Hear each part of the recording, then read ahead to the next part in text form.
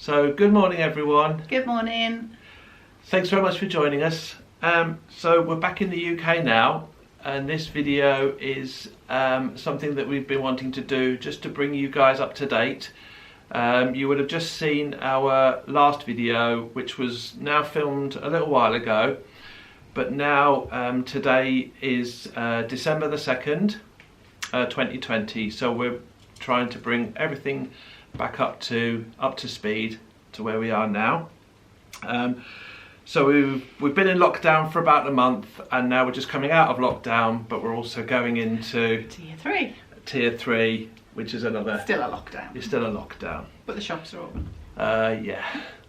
So I just wanted to bring you up to date with a few of the questions that we've had on our videos. So I've got some notes here just to keep me right. So we've had a few questions about the house. We understand that a lot of you, a lot of our subscribers found us through our YouTube video about our little house. And we haven't really done very much about that, or it seems as though we haven't done very much about that on our videos. So what happened was we have the house, we still own the house, and it's still in Portugal, and we did spend a little bit of time at the house when we were out there. Yeah, but we always knew it was going to be a long-term project. Because as I've said before, the land was our priority because things take a long time to get established and grow, and we needed to know what we wanted to do with the house to get the best use out of it. Yeah, we need to be sure that we know what we're doing with it, don't we? Yes. Yeah. And we've also been trying to get some advice and some help, because we were thinking that some of the things that need doing we would need a builder for. So Darren's tried contacting several local builders, but you haven't had a lot of success, have you? Not really, no. So what we've done as far as that's concerned is we've now decided that we're going to try as best we can to go ahead and do all of the building work, or at least the majority of the building work. We're going to do it ourselves. Yeah. The construction of the house is very simple, but obviously it does need a bit of knowledge. But we have YouTube, and we have people that are happy, like you guys, that are happy to help us with things, which is really nice. Yeah. So we're going to do it as best we can. We also have some really lovely neighbours who have already been through the process that we're hoping to now start on, and although they may not be able to physically help us, they're more than willing to give us advice, which is probably the big thing that we're after. Which is what did happen when we were out there. When we were out in November. Yeah, we have a couple of things with the house. There's we do have a little bit of damp coming in the house. So because the house was built in 1937, it's quite old, and it doesn't have a damp-proof course. So when we're saying that we've noticed some damp in the property, it's literally rising damp coming straight up out of the ground. And really, we've only noticed it in the modern brick-built internal walls. So it's what they call a schist house. It's built of all of the local stone, the external walls, and they're very thick, big rocks. But the damp is coming up through the subsoil. So we feel as though we could actually deal with that. The way our neighbours have suggested it. Yeah, absolutely. Yeah, they've suggested, because it's just the new internal walls. We also were a bit worried about the structure. We don't want the house falling down by taking down walls. That was another thing. We got one of our neighbours into, with his ladder. Yeah, to come in and have a look. To have a look at how the new internal structure has been put together. So that's given us a little bit of confidence with moving on with the house as well, at least. So we haven't just kind of left the house and moved on to do a bit of gardening. We are still thinking about the house lots and trying to get things done with them. So in the meantime on the house, because of the damp trying to get into the house, we did find a couple of little spots, didn't we? And Yeah, and we found that at the back of the house and at the front of the house there was a lot of soil which had come up to the to the sides, to the walls. So we think there's some dampers coming in through there. So we cleared that soil away. Yeah, hasn't been lived in for a long time. Yeah. So yeah, and at the back of the house, you're literally straight into somebody's olive field. Yeah. So while we were there, we went with our spade and our rake and everything, and saw. And that's Darren right. took down an old vine that was right in the...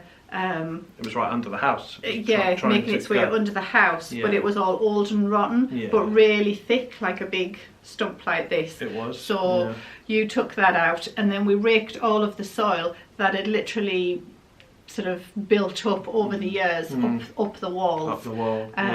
So that there's lots of airflow. Yeah. The rocks and the schist wall can dry out. Yeah, and we're going to put some guttering up on the house. Well, that's it, because the water was literally coming off the roof down into the soil, and then up the schist wall, wasn't it? Into the soil and into the house.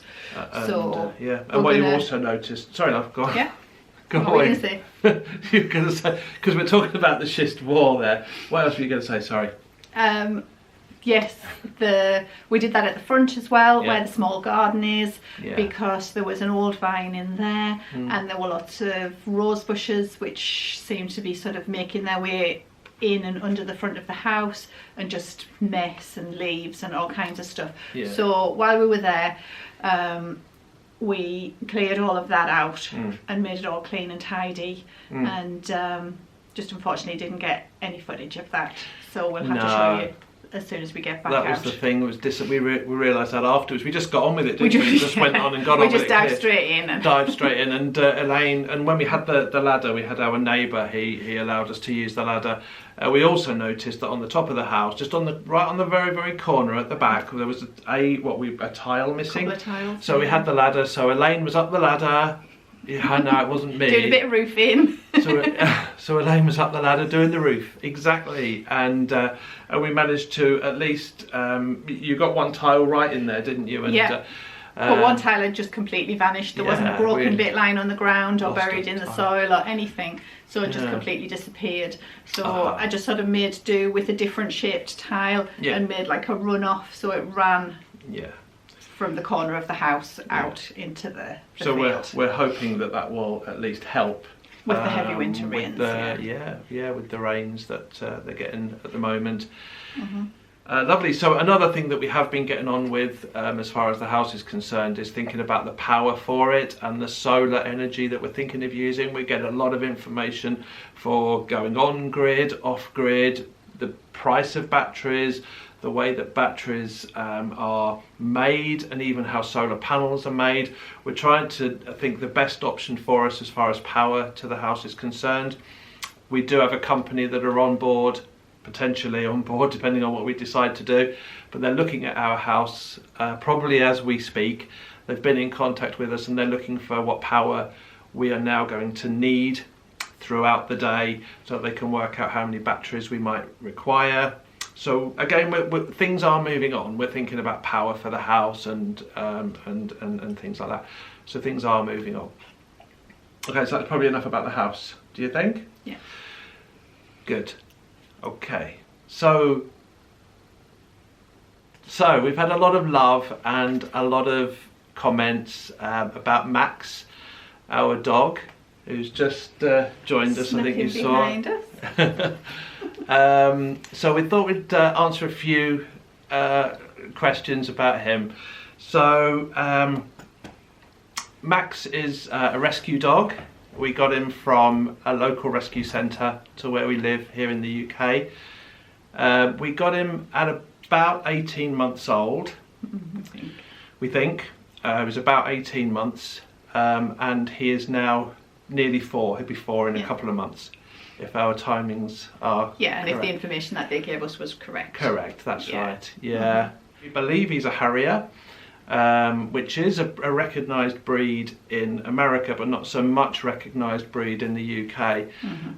It's kind of in the middle between a beagle and a foxhound. He's kind of sits somewhere in the middle there. It's the best that we can explain it.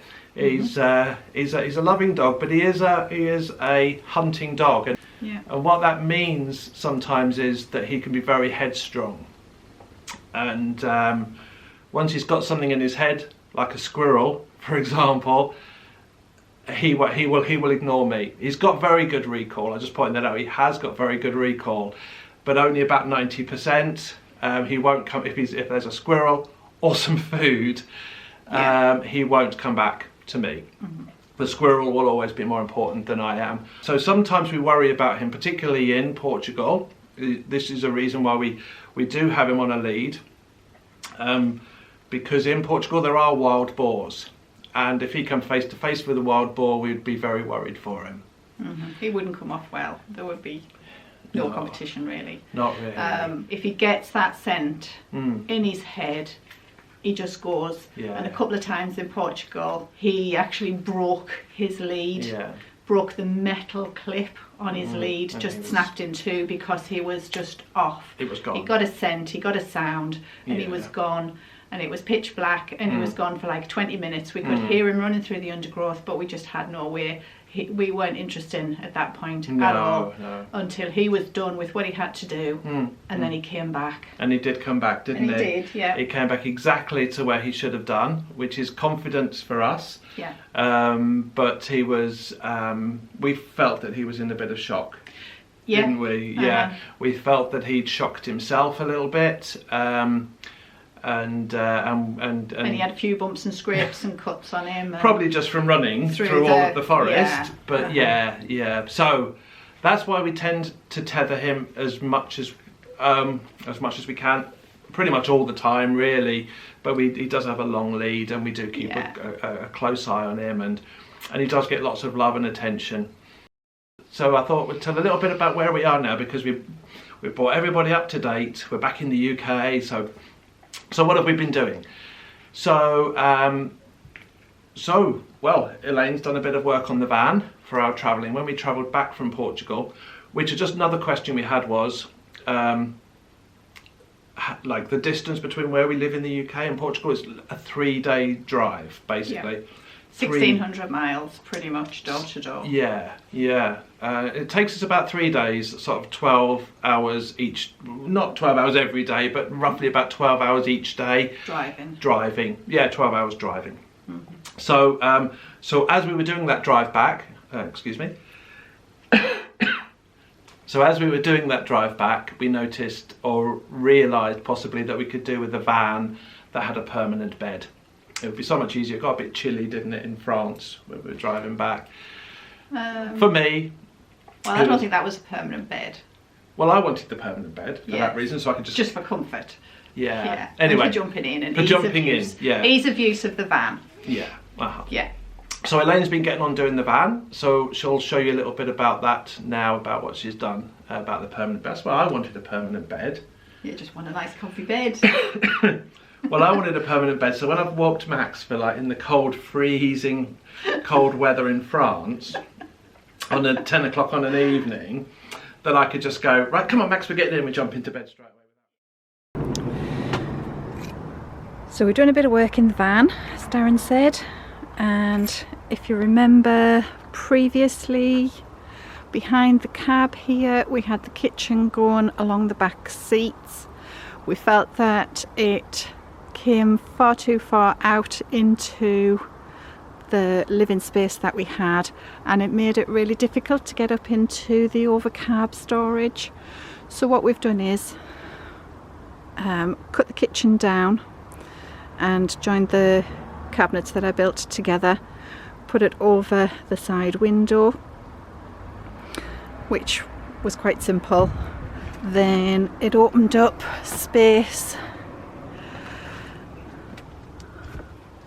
to then, in a nice messy bed, what I did was we had the pull-out bed coming all the way, came sort of down to about here to make the length.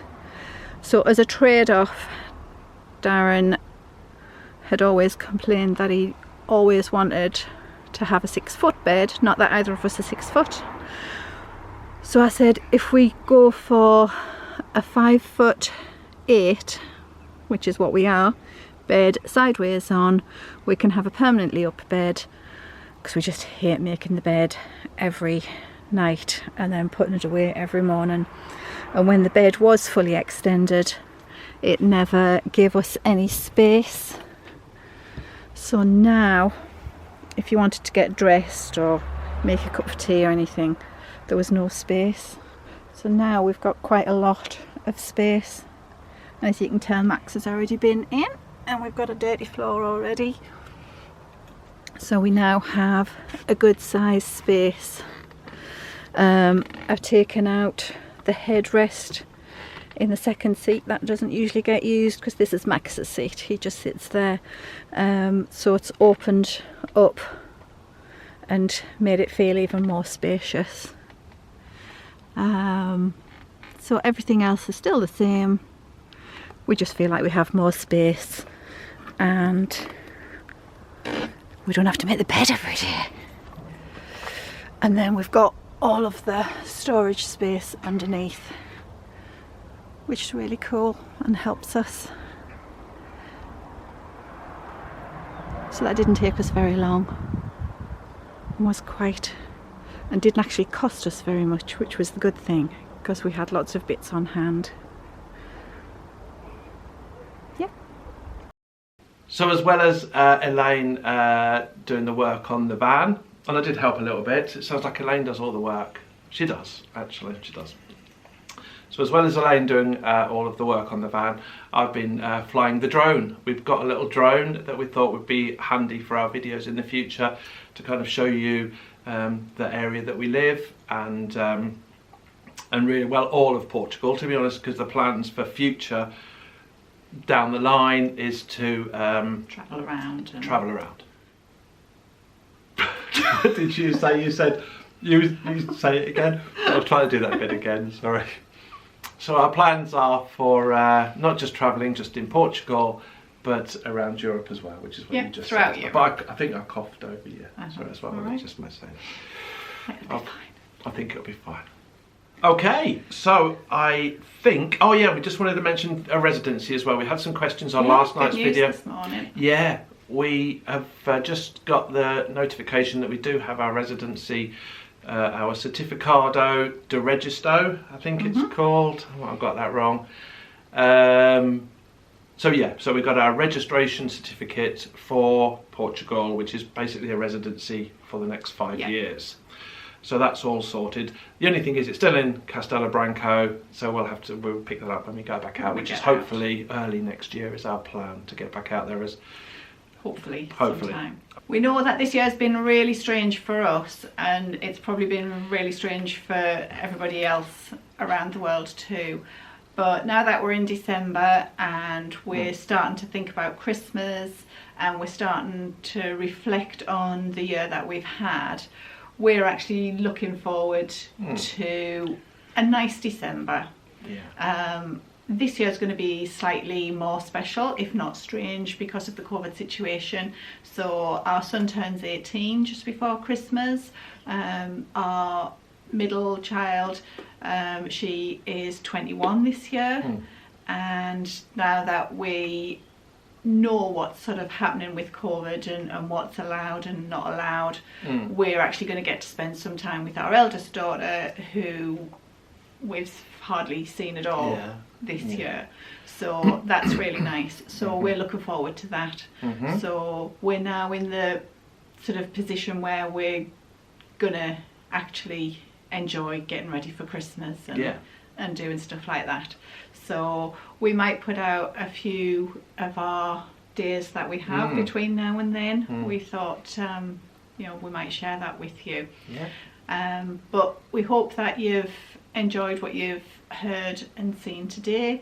Been a bit sort of chatty and talky, but sometimes it's just got to be straight, hasn't it? So thank you very much for your time today, and we hope that everybody watching is in an equally positive place as we now are coming into. Been a long year. So thank you very much for your time, and thanks for watching, and we hope to see you soon. Definitely, yeah. Take care. Bye-bye. Bye. Bye-bye then.